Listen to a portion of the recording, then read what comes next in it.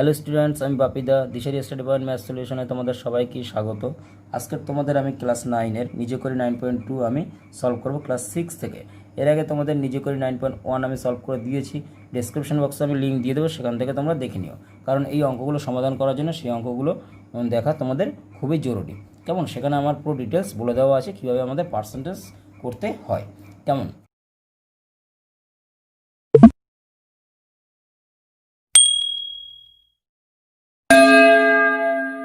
দেখো, 100 ভাগের 19 ভাগ এটাকে আমাদের কি করতে বলেছে? পার্সেন্টেজ করতে বলেছে। দেখো, প্রত্যেকটার পেছনে আমাদের শতকরা চিহ্ন দেওয়া আছে, ঠিক আছে? পার্সেন্টেজ দেওয়া আছে আমার। কেমন? পার্সেন্টেজ করতে হলে আমাদের কি করতে হয়? আমি আগে ভিডিও বলেছিলাম, এর সাথে আমার 100 গুণ করতে হয়, ঠিক আছে? তো 100 কাটাকাটি যায়, তাহলে আমার বেরোলো কত? 19%। তাহলে 2 নম্বরটা কী বলেছে দেখো, এর সাথে আমার আবার 100 গুণ, তাহলে 5 দুগুণে 10 শূন্য, তাহলে আমার গুণ করলে কত হয়? কারণ মাঝখানে গুণ সম্পর্ক তো, তাহলে আমার 3 দুগুণে 6 আর এই শূন্য, তাহলে 60%। 3 জায়গাটা দেখো কি, তাহলে এরও 100%, ঠিক আছে? 0 কাটে, 7 10 70%। খুব সহজেই তাড়াতাড়ি হয়ে যাচ্ছে। দেখো, এবার দেখো এইটা যদি আমি করি তাহলে কী করবো? যেহেতু আমার দশমিক আছে, দশমিকটা তুলতে হবে, তাই তো? দশমিকটা তুলে দিলাম, একটা 1, দশমিক পরে 2 শূন্য, কারণ 2 সংখ্যা আছে দশমিক ডান দিকে, তাই তো এইটা যদি আমি ভালোভাবে লিখি কী হবে? 21 নিচে 100। এবার এর পার্সেন্টেজ করতে হলে 100 দিয়ে আমার গুণ করতে হয়। 100 কাটাকাটি যায়, উপর নিচ, পরে রইল আমার 21, তাহলে 21% বোঝা গেল? তারপর অঙ্কটা দেখো কি, 0.5 আছে। 0.5কে যদি আমি লিখি তাহলে কী হবে? আমার দশমিকটা তুলে দিয়ে দিলাম, দশমিকটা তুলে দেওয়ার পরে কী হবে? দশমিকের বদলে নিচে একটা 1, দশমিকের পরে কটা আছে? 0 একটা। এখন জিরোর কিন্তু মূল্য আছে, এটা মাথায় রাখো, এটাকেও সংখ্যা ধরতে হবে।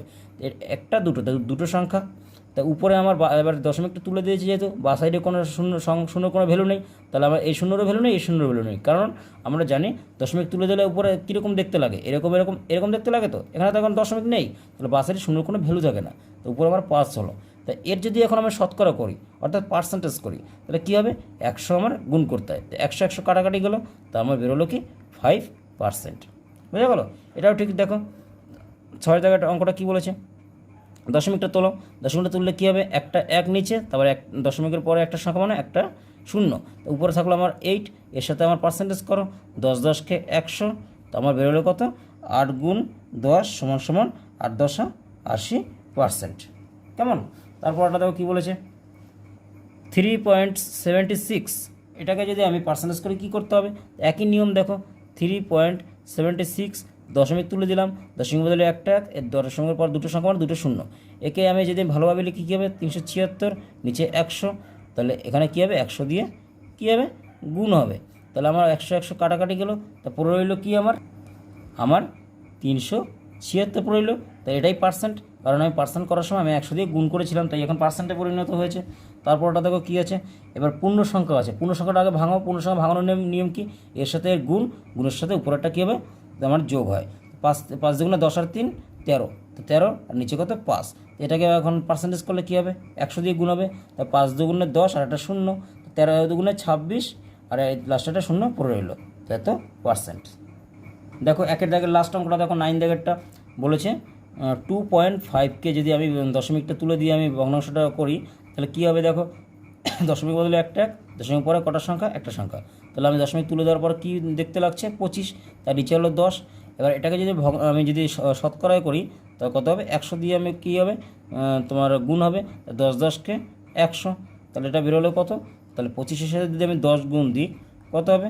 সমান 25 1কে 25 শূন্য, অর্থাৎ কত? 250%। কেমন? কি বলেছে দেখো, মান বের করি। তা মান বের করে কী দেওয়া আছে? 2-এর এ 60-এর 10%। দেখো তোমরা বইতেই দেখবে, খেয়াল করে দেখো, 2-এর এতে 60-এর 10%। এবার আমরা জানি কি এর মানে কি? গুণ। আর আমি আগেই বলেছি 10% বা 11% বললে কি করতে হয় আমাদের?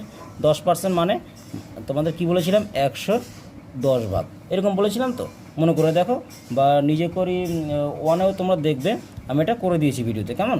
তা দেখো 60-এর 10% মানে কি? 60 এর মানে কি জানো? জানি আমরা, গুণ চিহ্ন। 10% মানে কি? 100 ভাগের 10 ভাগ। বুঝা গেল?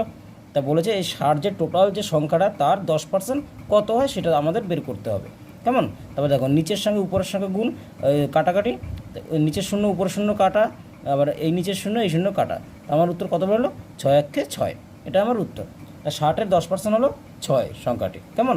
তারপরটা দেখো বি দাগেরটা কী বলেছে, 45-এর 20%। তো 45 লিখলাম, এর মানে গুণ জানি, 20% মানে 100-র 20, 0 কাটে এই শূন্য, সরি 5 দুগুণে 10, 5 দিয়ে যায়, 0 কাটে থাকে আমার 10, তো 2 দিয়ে 10কে যায়, তো 5 দুগুণে 10, এখানে 5 দিয়ে 45কে যায়, 5 নং 45, তা আমার কথা হয় 9 হয় উত্তর। বুঝা গেল? তারপরটা দেখো কী বলেছে, 160-এর 40%, একই অঙ্ক দেখো, একই রকম, এর মানে গুণ জানি, 40% মানে কি 140। কেমন? তো নিচের সঙ্গে উপরের সঙ্গে কাটাকাটি, নিচের শূন্য উপরের শূন্য কাটাকাটি, এই শূন্য কাটে, তাহলে আমার কথা হয় 16×4 হয়, তাই 16-এর সঙ্গে 4 গুণ করলে কত হয়, 4×6 = 24, 4 হাতে 2, 4×4 = 5, 6 64। তারপর অঙ্কটা দেখো কী বলেছে, 120-এর 30%, তো মানে কি 120, এর মানে গুণ, 30% মানে কি 130 হয়ে গেল। এবার এই শূন্য কাটে, এই শূন্য কাটে, 3×36।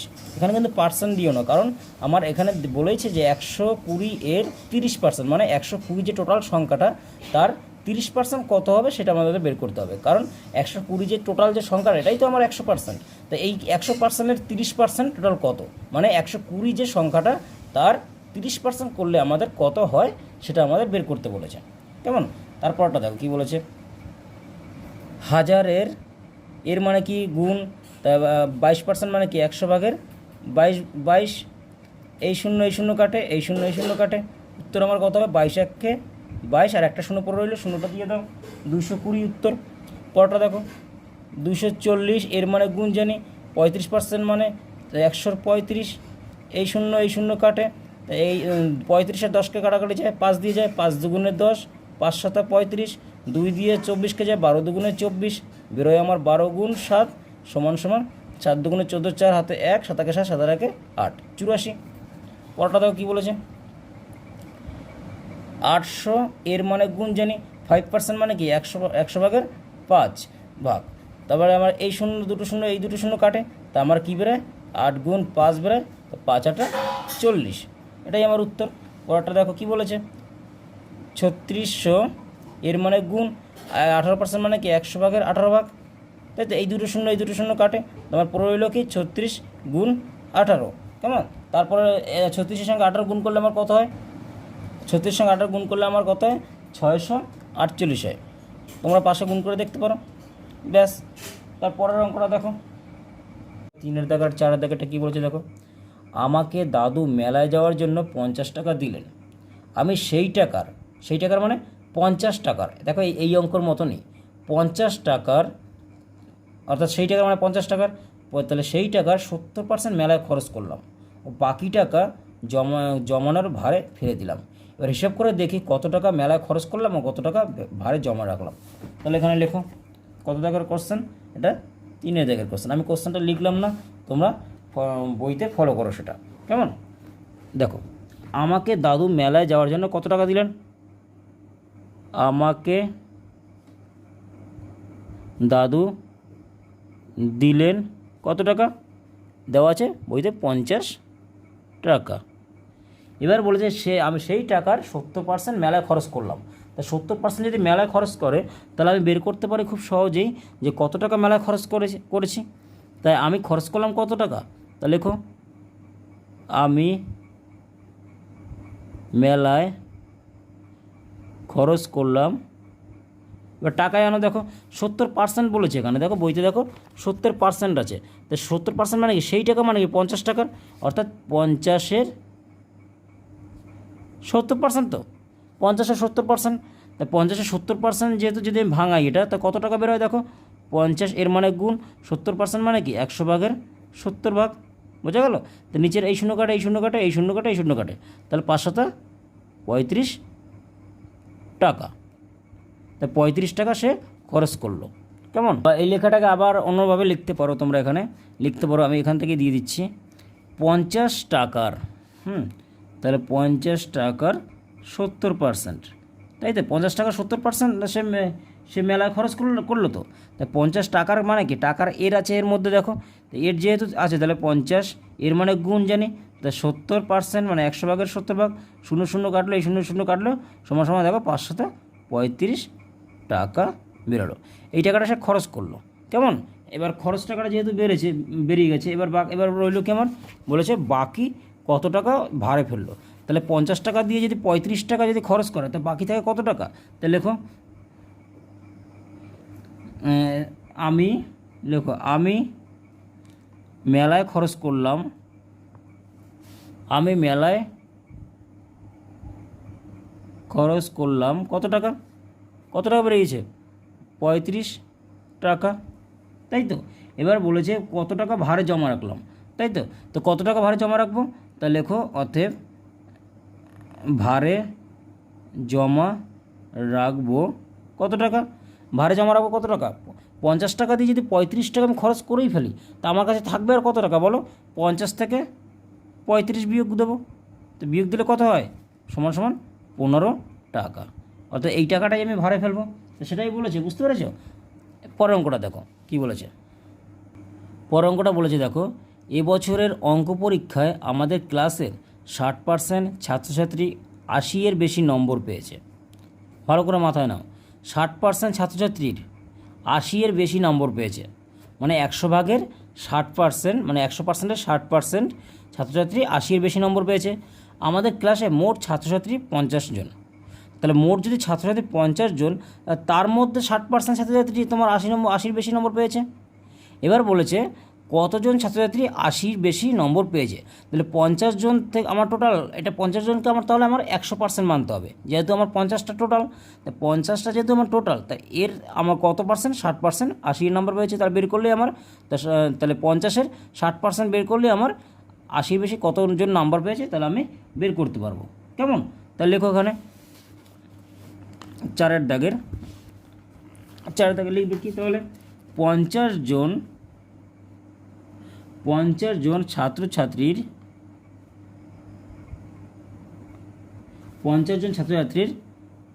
60%, মানে 50 জন ছাত্রছাত্রীর 60% কি ছাত্রী, তাই তো। 60% ছাত্রছাত্রী 80-এর বেশি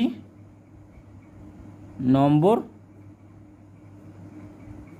পেয়েছে, এটা আমি লিখতে পারি। তো এটা যখন লিখলাম, তাহলে আমি এটা যদি আমি বের করি, এখন এই যে 50 জনের মধ্যে যে 60% ছাত্রছাত্রী 80-এর বেশি নম্বর পেয়েছে, তাহলে আমার প্রশ্ন চেয়েছে কি যে 80-এর বেশি যে নম্বর পেয়েছে সেটা কতজন ছাত্রছাত্রী, সেটা জিজ্ঞেস করেছে 50 জনের মধ্যে। বোঝা গেল? তাহলে আমি বের করি, 50 জনের মধ্যে ছাত্রছাত্রী 60% পেয়েছে, আমি লিখি এটা। অতএব 50 জন ছাত্রছাত্রীর কত পার্সেন্ট পেয়েছে? কত পার্সেন্ট? 60%, তাই তো। তাই 60% যেহেতু পেয়েছে, তা 50 জনের টোটাল 60%, তা আমি লিখতে পারি 50 জনের 60% আমি লিখতেই পারি। বোঝা গেল? তো জন এর, দেখো এর মধ্যে এর সেই শব্দটা উচ্চারণ হচ্ছে না। 50 জন এর, 50 জনের মানে যে এর মানে কি আমরা জানি গুণ, ঠিক আছে। তো 60% মানে কি 100 ভাগের 60 ভাগ।